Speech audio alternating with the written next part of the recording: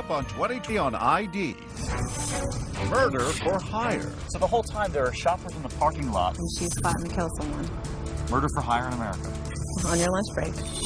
Real-life cases, jaw-dropping surveillance tapes, husbands who want to kill their wives. My wife betrayed me. The suburban soccer mom who wants the other woman wiped off the earth. Oh, horrible, horrible car accident and mangled us. But here's the real secret. The hitmen they're hiring are undercover federal agents. So as you sit down with 2020, how many of you are in disguise? They take us inside the elaborate plots, the makeup, the fake murders in the woods. And when these would-be killers get what they think they paid for, dead spouses, watch them smile. Okay, stop. What they really get is busted. She says to you, she feels like she's living a Lifetime movie? Yes. Now she's living a 2020. And you'll see it all go down. Murder for hire. Welcome to 2020 on ID. I'm John Quinones. It happens more often than you think. Someone somewhere is ordering a hit, the way most of us order dinner. But as you're about to see, the person hiring the hitman may not be the only one with deception on their mind. In 2014, David Muir first took us along for a ride inside the secretive world of contract killings and one group of would-be assassins that has a plot of their own. In every corner of America right now, people with criminal minds and black hearts are plotting, looking for someone to do their dirty work. A scorned lover, husbands who want their wives dead, women who want their husbands taken out, even children plotting against their own parents. She tried to hire a hitman to kill her father. Just listen to this wife. What do you want done? I want him more than hurt. No, I understand. You want him dead. Then there's this Massachusetts husband who wants it done, and quickly. I'm not playing any kind of games here. All I want is mission accomplished. We take care of business and we go our separate ways. And the Michigan wife who wants her husband gone and doesn't care how ugly it gets, as long as it's not in the house. Because it would be messy in the house. And then there's Guillermo Vasco, the young husband who married a pretty doctor from Massachusetts. And what you're watching is the surveillance video of him about to hire a hitman to kill his wife. My wife betrayed me. I'm going to make it look like she disappeared. He wants her killed and buried 10 feet under. How soon did he want her dead? As soon as possible. Do you want it to be painful or you want it done quick for her? It's your money. Yeah, okay. Ken is the hitman hired by Guillermo. He's not the only one coming forward. A group of his comrades, all men hired to kill, boarding planes, getting into their cars, and on their way to sit down with 2020. But these men all have a secret. They're undercover federal agents with the ATF, posing as hitmen. They meet us at ATF headquarters in Washington, D.C., where we have makeup artists waiting. Have you ever done your makeup done before? Just this morning. That's okay. We fix it. They sit down to have their appearances completely changed. I'm still my feminine side now. Oh, there's nothing feminine about the brows I'm about to give you. You're not going to want to wear that out tonight. Prosthetic noses, cheeks, facial hair. The disguise is the only way they can truly reveal what it is they do. Jean Marie Laskus knows the stakes. She's reported on their hidden world for GQ. This is really extreme cop work, heroic cop work that the public does not know about. You got 30 minutes. Our clock rolls, and after more than 3 hours, they're ready. And we have never seen an entrance quite like this. Walking in to sit down with us. Gentlemen, good to see you. Good to see you. Welcome. It's nice to meet you. The agents offer up first names only. Jose. Yes. And? I'm Lenny. Lenny. Your real name? Real name. Ken. Ken. Your real name? Yes. Your real hair? No. So just show of hands, how many of you are in a disguise today? All but one in disguise. Lenny, the only one no longer working undercover. Their appearances so transformed, so over the top, even these hardened agents are humored. I mean, when you look in the mirror with that getup, does it shock even you? Yes. Yes. But those are the stakes. Right. Did any of you send a photograph to your wife? I sent a photograph, yes. One agent tried to FaceTime with his wife and baby boy, right before our interview. He had this crazy look on his face like he didn't know who I was. Who's my daddy? Right, exactly. Yeah. As for Ken's wife... She said I was a cross between a biker and a lion. And while these disguises may look comical, the very real danger these men face is no laughing matter. Because you'll be back on the street tomorrow. Yes. What do they want in a good hitman? Well, someone's going to carry out the job. Someone more ruthless than them. Exactly. You know, just like you'd go to find a plumber to come to your house and fix a pipe, they're looking for an expert to take care of their problem. And these are dark people. These are dark-hearted people. But how do you find a hitman? I mean, you're not in the yellow pages. There's no phone number, no post on Craigslist. It's a business, like so many others, that thrives on referrals. Which brings us back to that husband, Guillermo Vasco, who, while behind bars, started asking around for a good hitman to kill his beautiful wife. But instead of wanting her killed quickly, Guillermo now tells Ken this. Slowly, and he wants her to suffer. He says that? Yes. And why? It turns out Guillermo Vasco came all the way from Ecuador to America to marry that wife, a Massachusetts doctor he'd met while she was visiting his country. They would have a baby together. But authorities say when the wife started to see behavior that worried her and wanted out of the marriage for good, he showed up at the door to win her back.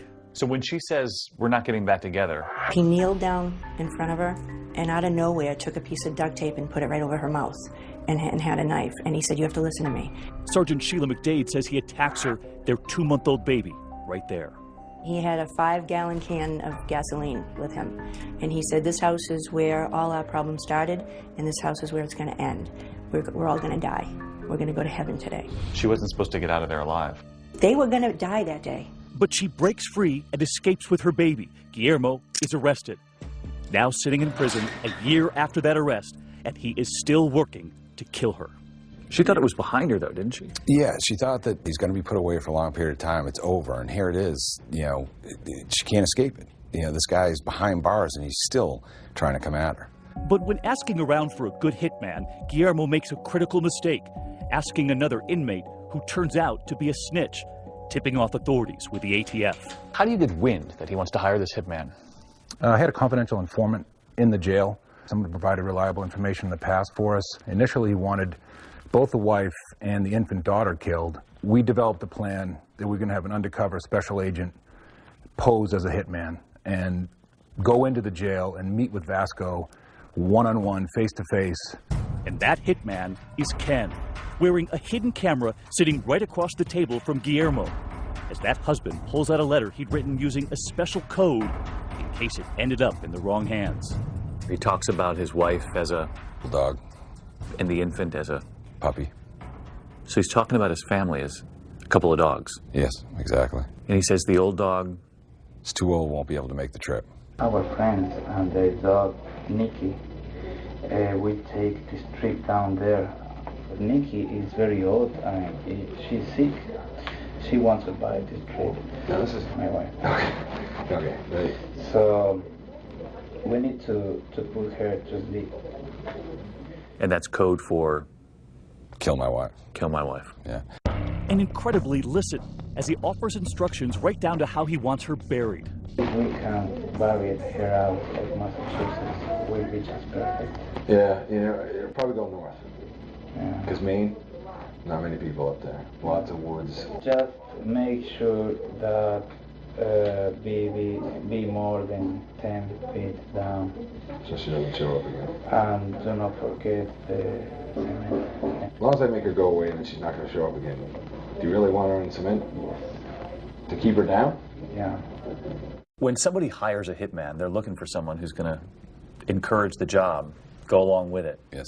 If they say, you know, I want them, you know, the throat slit and buried over here, you get that conversation. You may throw out another idea, like, well, what do you think about this? You know, I'm a hitman. I have to have ideas. What do you think about putting her in the water, though? In the water, they disappear. You load her into those drums, you know, weight them down, get them down, they get eaten. There's not much left. I think I like that. Yeah. Done. She'll be killed in the woods, stuffed into an old drum, and dumped at sea. Watch as the husband goes over pictures of the wife's house, where she's now raising their baby. And then he pulls out his own hand-drawn floor plan to help the hitman. And now, the money. What does he offer you? He offers me a rare coin collection, that he said was worth thousands of dollars. And this whole thing's being recorded. Yes. Outside those prison walls, Agent Matt O'Shaughnessy hears the plot, the payment, but it turns out he wants more. So you're about to take this much further? Yes. You won't believe who they're about to enlist for help. You approach his wife. To put her husband away for good. She wanted to nail her husband. She did. What they're about to do with that wife in the middle of the woods. You have got to see this when we come back.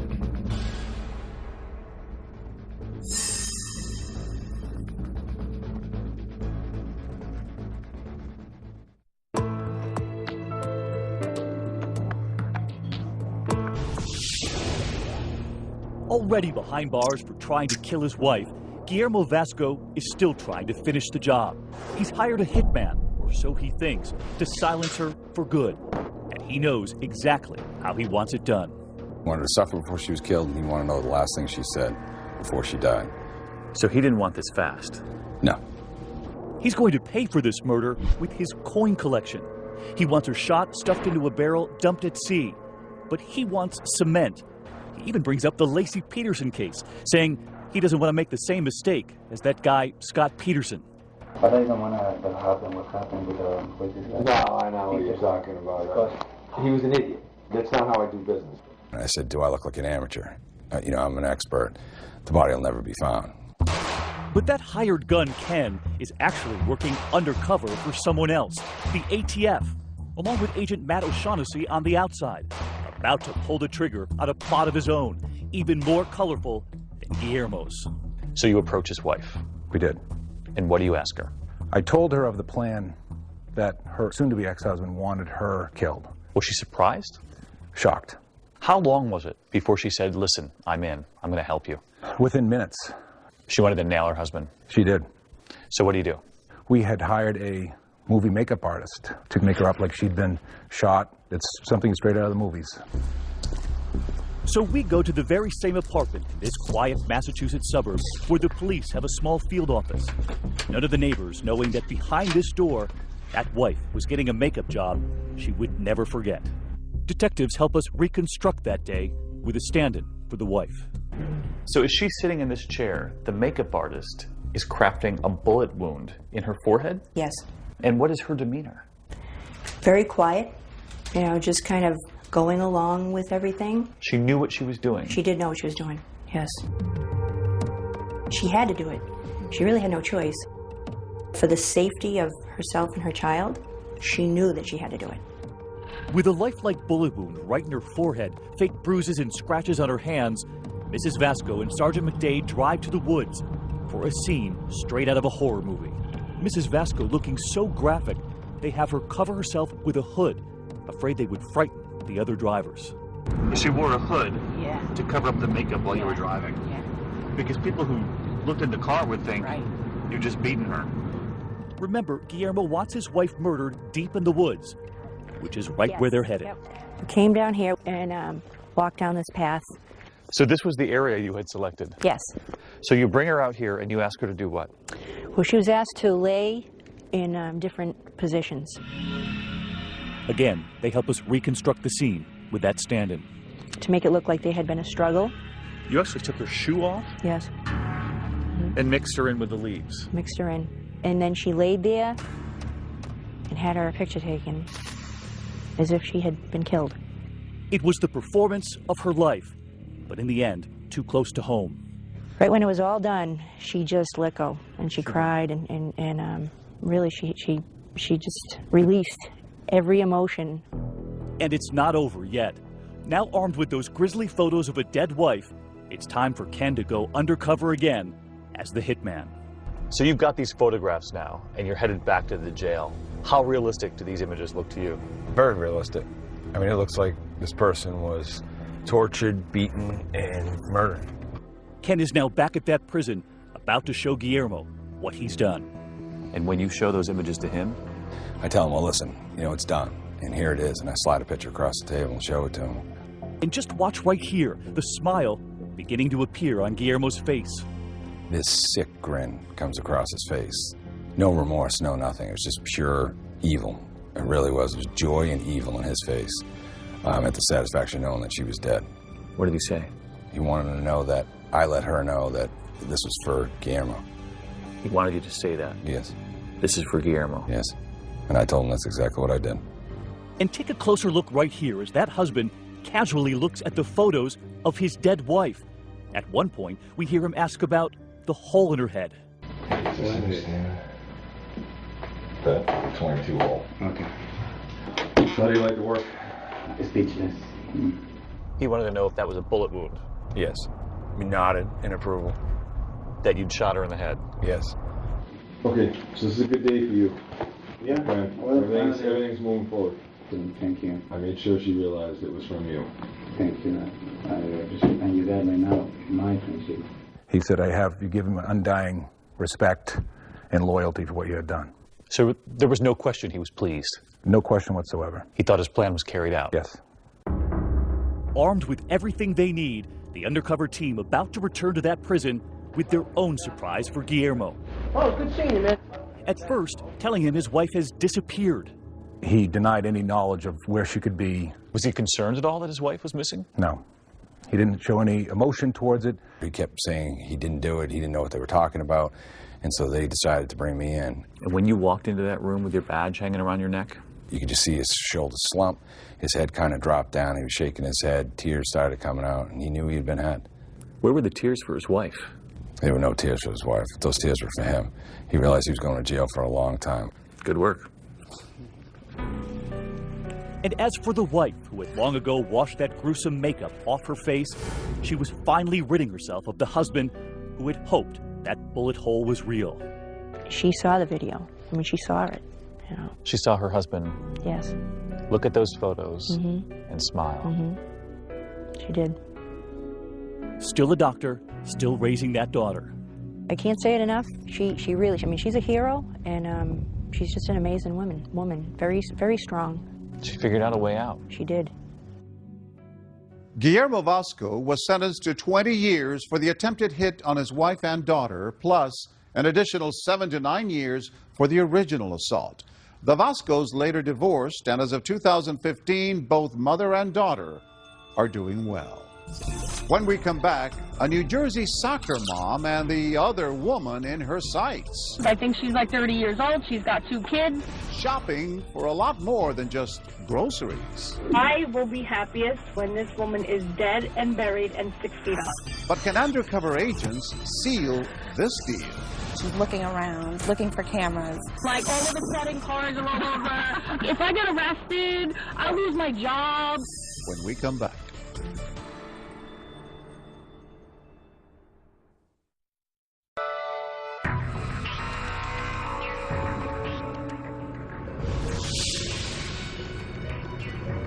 Across the Hudson River from New York City, the part of New Jersey known for neon, noir, the version of Jersey made famous by The Sopranos and the mob boss who called the shots.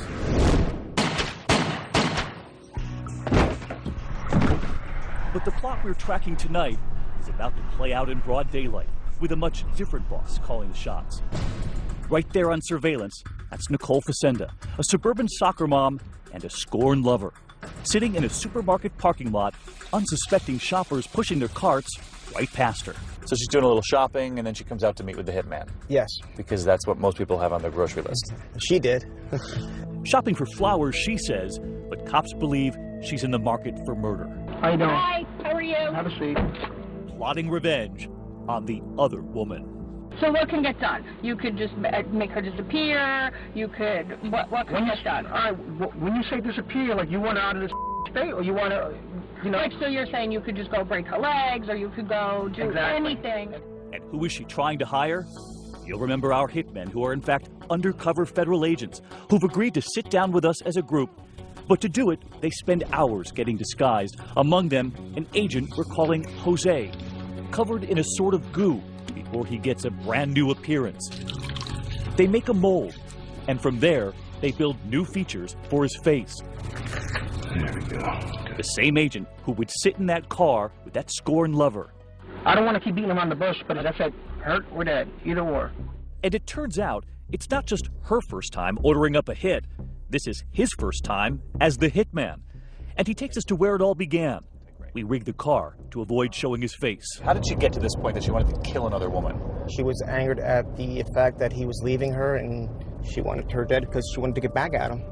Nicole's bad breakup, smiling here with that limo driver boyfriend, but that boyfriend with a double life. A few exits down the parkway, he has another girlfriend named Jennifer, a nurse. And it turns out, another family. 2 children with her. She's just a bitch who's been involved. I think she's like 30 years old. She's got 2 kids. You don't want to hear the whole. But she wants the boyfriend to live. She wants him to live because she wants him to grieve. She wants to watch him suffer. Yes. Nicole in the lonesome corner of a love triangle. And nobody puts Nicole in a corner. A little grocery shopping, a little homicide. Just the cure for a broken heart. I've played every scenario through my head a million times. Do I want the car to go off the highway? Do I want someone to just come up and take her out? Do I want me to go into the house with my silencer and take them all out? Like, I go to sleep every night thinking. She goes to sleep at night wrestling with how to murder the other woman. But wide awake, just a few cars away in that supermarket parking lot, federal agents listening to her every word. Among them, Agent Angela Mullins. So she has no idea that as she's talking to the hitman, you're right here in the same parking lot listening to the whole thing. No clue. And what are you listening for? To show that she wants to carry this through. So you're listening to make sure that she really wants to kill this guy. Absolutely. For days, every secret meeting, every phone call, every text message intercepted. And all of it given to 2020. So the whole time there are shoppers in the parking lot and there's a murder being planned. And she's plotting to kill someone. Murder for hire in America. On your lunch break. But nothing in that car is what it seems. The guy in the backseat right there is the man who introduces Nicole to the hitman. So she's thinking of the darkest person in her life, the person who might know a hitman out there. Yes. Ironically, the guy she relies on for help is a relative of her ex-boyfriend. And she asks him what? She asked him if he knew someone that is willing to kill someone for her. He knows right where to find her a hitman, because what she doesn't know is that he's long been an undercover informant for the feds. You just tell him the scenario, and he'll get it done. No keeps Sarah. What's going through your mind when the person across from you wants someone killed? You just wanted to yell at her. What's wrong with you? You have to sit there with your poker face and, okay, this is what you want done. This is what I'm going to do. Suddenly, the first test for that first-time hitman. She thinks he looks more like a cop than a killer. She told me I didn't look like a hitman. So my question to her was, what's a hitman look like? You look like one today. Yeah, today too. Nicole appearing very nervous, leaning far away from Jose. Only her hand in view at this point, and Jose tries to reassure her. Okay, I think you had a problem with somebody, and I'm here to take care of your problem. But what is it you want me to do with your problem? Okay, I don't know, fix my problem, I guess. How do I fix your problem? You tell me what you want me to do, and I can see to it that it gets taken care of. But how is it going to get taken care of? How do you want it to get? That's why I'm here. And watch right here as Jose is about to be interrupted. Soon, looking down at his phone. She's going to do something to you, so you want to do something to her in return? He's reading a text, and it's actually help from those agents listening from a nearby car, now coaching him. But listen to how he explains it to that suburban soccer mom, saying it's just his friends texting. Asking about some beer. And we listen in as Jose goes down his mental checklist, right here offering the standard hitman disclaimer, her out. You got to be serious about you know what I mean? Because once it's done, there's no turning back. You understand that? And while Nicole may be new to this life of crime, she's a quick study, because as it turns out, she has seen a lot of TV. I just want to make sure you're not like an undercover or federal agent and like all of a sudden cars are all over. If I get arrested, I'll lose my job. And just listen to what she says next, fearing she's a star in the making. And I know I've watched one too many Lifetimes. I'm in a horrible I've watched too many Lifetime movies. This is about TV now? Are you worried at that point this thing could go down the tubes because she is so suspicious? She's looking around, looking for cameras, and at first, that is a little bit unsettling. And Nicole is not only suspicious, in that supermarket parking lot, she demands a price check. And so, do you have like a price list? If you want it there, it's going to be 5 up front, 5 at the end once it's completed. That's it? 10? Yeah, you can get 10. She thought my price was too low. She thought you were a cheap hitman. Yes, she actually did. She raised the money. It's funny. You guys got to talk about your rates. I know, really. Watch as Nicole leaves the car with a smile on her face, laughing after the deal she got at the supermarket. When we come back, you'll hear from the soccer mom now describing exactly what she wants done, stunning even the agents. I want to go piss on her grave. I want to go to her funeral and spit in the gas ring. And then the most critical moment of all, and suddenly she's missing. And you're waiting, and you're waiting, and she's not here. Agents fearing, has she done something on her own? What happens when we come back?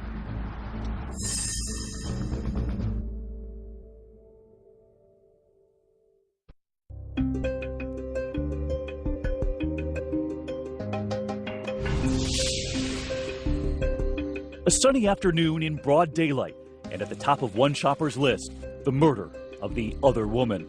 2020 given exclusive access as federal agents listen in just a few cars away, as Nicole Facenda plots the murder of her romantic rival. But so far, she's cautious and careful with her words. You know what I want. I want to be dressed in black. I'm not saying it. I'm not saying it. The hitman, really that undercover federal agent, now wondering, does the suspect suspect? But they keep going, and 2 days later, another parking lot, another conversation. See, I would think that either she disappears and she's just never found, like these people are never found. Okay. Like that would be one good thing. I wouldn't care if she was in a horrible, horrible, horrible car accident and mangled up, and you know, I don't care. Like gone. I want to go piss on her grave. I want to go to her funeral and spit in the gas ring. So you want to see her dead? Is that what you're saying? I will be happiest when this woman is dead and buried and 6 feet under. But Nicole is now digging her own grave. And when asked what to do with the ex-boyfriend, it turns out, kill the woman, keep him. She says, get rid of the woman. You know, shoot him in the foot or something. I don't want him hurt, but if he's limping around, if he has a cast on, who cares? She wants to see him suffer. She wants to see him at the other woman's funeral. But perhaps darkest of all, listen to this. When asked what to do if the other woman's children get in the way, I don't give a shit. Let me tell you, and don't think I'm a bad person, but if something happened and one of the kids get killed, oh well, I'm sorry, you know what? So if the kids get in the way, take them out. Take them out. Kill them. Yep. She now agrees to pay $20,000 for the murder. And look at this. Authorities giving 2020 the photo she texted to make sure they get the right woman. And then she texts the picture of the girlfriend. Yeah, it doesn't get any more serious than that. And you'll remember the husband in the last case. He wanted proof, a picture of his wife shot in the woods. In this case, they offer Nicole the same thing, a photo. She doesn't want any Kodak moments. She wants something else. I can get him to give you a picture of her dead. Finished. I don't want a picture. I'm going to get busted with the picture. I don't want any pictures.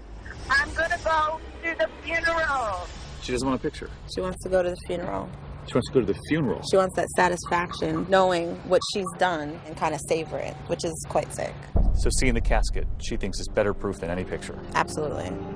At the end of the rainbow, when it's all done and finished, you'll pay him the rest, correct? Then at the end of the rainbow, you know, we'll figure it out. Absolutely. When you see a bullet in her head from a picture, finished, will you have the money ready for him? Bottom line. Yeah, I will when it's done. Nicole is now one step away from closing the deal. She'll make a down payment, the balance due after Jennifer is dead. Murder on layaway. They set up another meet at a local restaurant. But she has no idea those ATF agents will be there too. You're right here at the Olive Garden. People are having dinner, like most people would at the Olive Garden. Right. And you're waiting for her to show up with cash. Right. And you're waiting, and she's not here. Exactly. And no sign of her. No sign of her. Suddenly stood up by their dinner date. Concerns racing through their heads. Has she changed her mind? Or worse, has she taken action on her own? They finally get her on the phone. Hey, where are you? And where had she been? Her son's soccer game. So get her on the phone? Get her on the phone. And where is she? She's over at the Exxon. Over here. They learn she's now just a few hundred feet away. Okay, he's moving. He's going to go now. The agents scrambled their wires, their cameras out of position. Listen, he's going to have to walk over to the Exxon station. But the informant, the bag man, gets to the gas station to fill her up.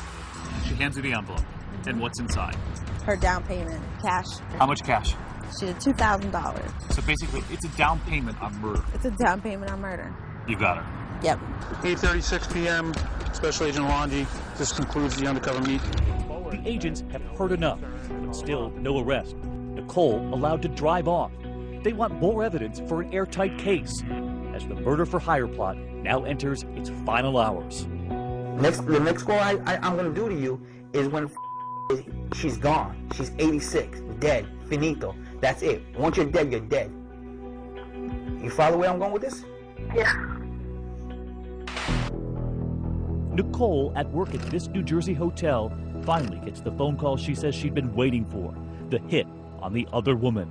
Sonny, the hitman's helper, is on the line, calling to say the job is done. Listen to me. Listen to me clearly. Jennifer's dead. No way. Jennifer's dead. But the other woman, of course, is very much alive, and now in protective custody, told by Agent Mullins someone wants her killed. Pulled over her vehicle and informed her that there had been a threat against her life.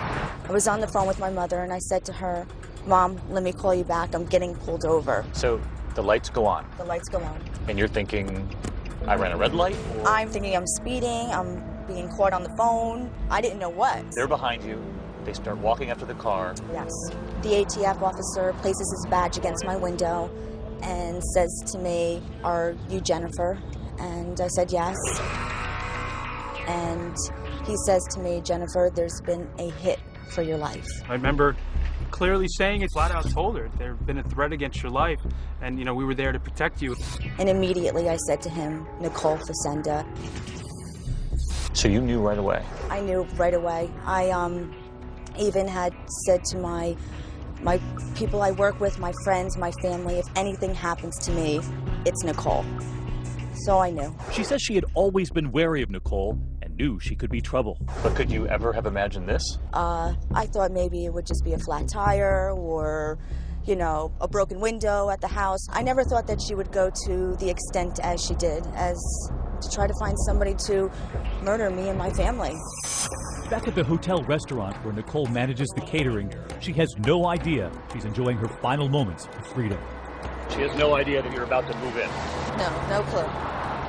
They sent the confidential informant in first, wearing a tiny camera, and watch right here her reaction. Outside, she lets loose. I can't believe you don't show up here. That's not cool. She was actually annoyed that the man who was helping her kill the other woman had now shown up at work. She says she can't believe it, and she doesn't believe he did the job. I don't believe either one of you at this point. I don't believe either woman. Moments later, she is under arrest. So after you lock her up, you talk to her? Yes. Does she have any remorse? None at all. And the tears in the backseat of the police cruiser? Were they for the girl she tried to have murdered? They were only for herself. And from a federal prison in West Virginia, where that soccer mom is now serving 10 years after pleading guilty, she is reaching out to 2020 in an email accusing the feds of baiting her. "I was at an emotional low point in my life, and they took advantage of that."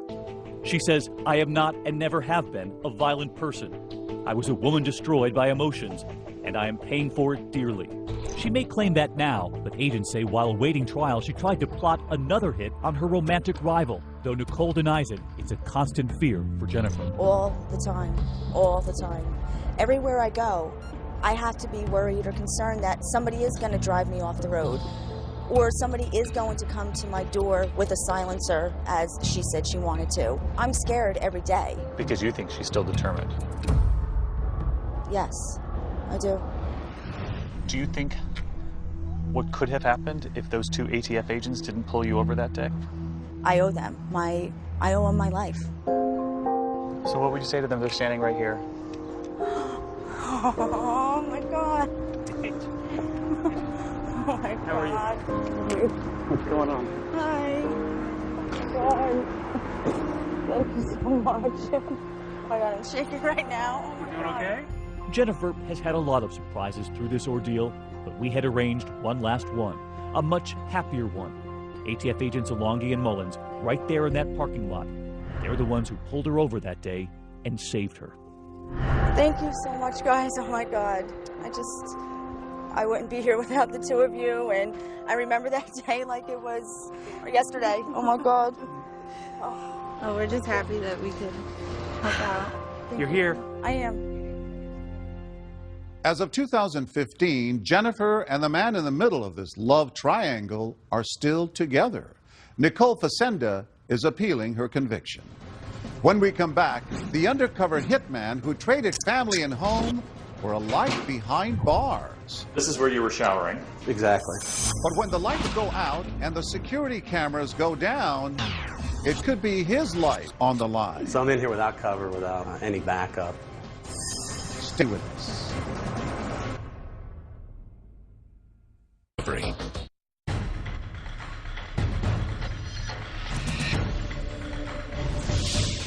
Ask any of these hitmen, these undercover agents, and they'll tell you by the time it gets to this, You want him dead?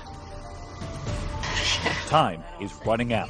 In many cases, the clock is ticking. The clock is definitely ticking.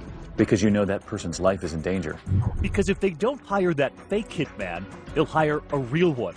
In every case, these men putting their own lives in danger. But there was nothing quite like this. As I understand it, several agents turned this job down. They did. I don't blame them. Because to save the next target, Lenny has to give up his gun and do something extraordinary. But not before doing this. Trading life with his wife and 2 children at home, and instead moving in someplace else. The Warren County lockup in Eastern Virginia, posing as an inmate. His new home overcrowded and filled with criminals. Murder, rape, robbery, arson. And all of a sudden you're in prison with all these guys. All of a sudden I'm in prison. You were prepared to be there for how long? Months.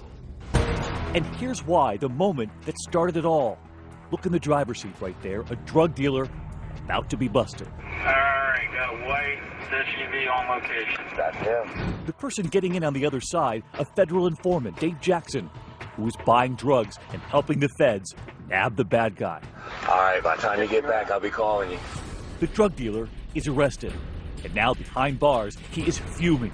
He wants that snitch in the passenger seat wiped off the earth. If he can get the federal informant killed, then he's scot-free.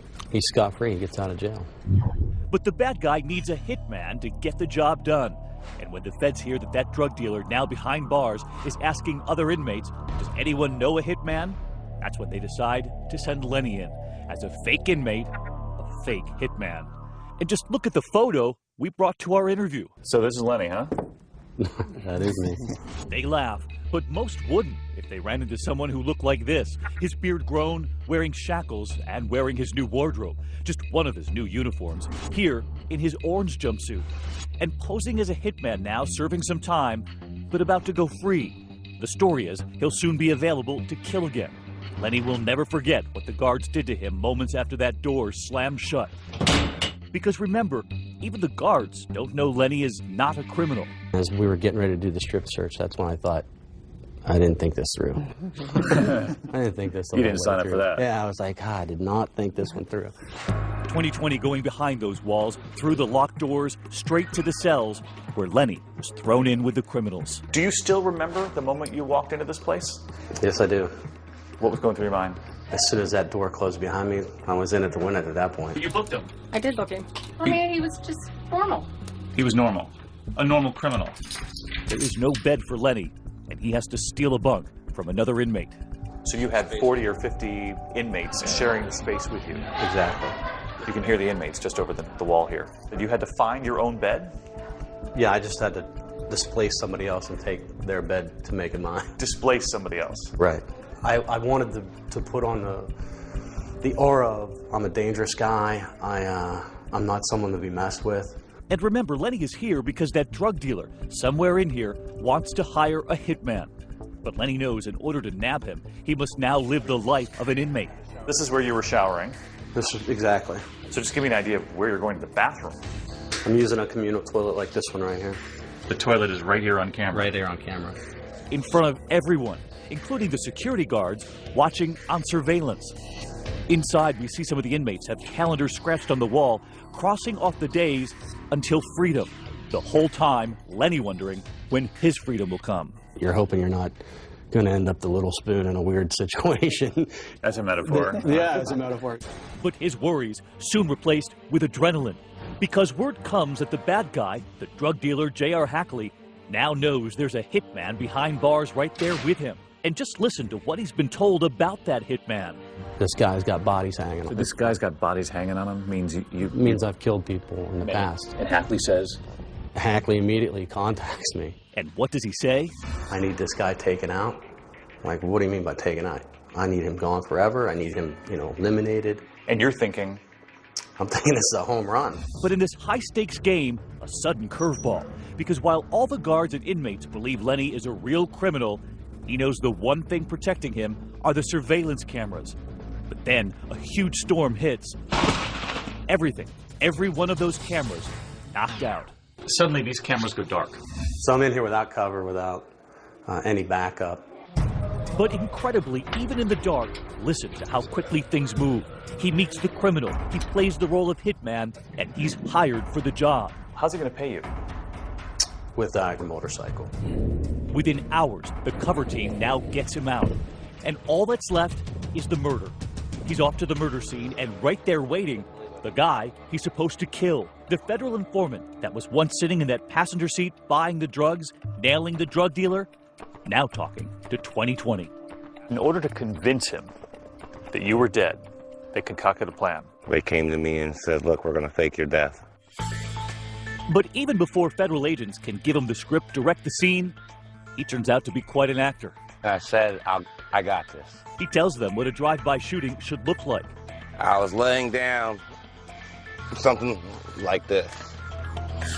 And this is the photo they took, proving the hitman had done his job. That snitch snuffed out. And look at this. As proof that they killed him, they take that photo and insert it, putting it onto the front page of a real newspaper, giving it a headline, "Unidentified man found shot to death." And they're about to take that newspaper to the criminal who wants him dead. And just listen to what he says when he reads it.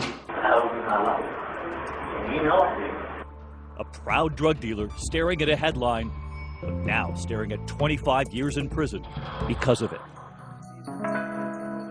For Lenny, it is another triumph, as he now prepares to return to his other life as a dad of two, as we walk through that neighborhood where that murder-for-hire plot was concocted. Hits are playing out in neighborhoods all across America. Yeah, that's true. Plans are being hatched with kids playing outdoors. Yep, we're in middle-day modern America. And you have kids playing all around you, and there's nefarious individuals planning out murders and hits. And as Lenny goes home, Ken is back on the road too, living that double life.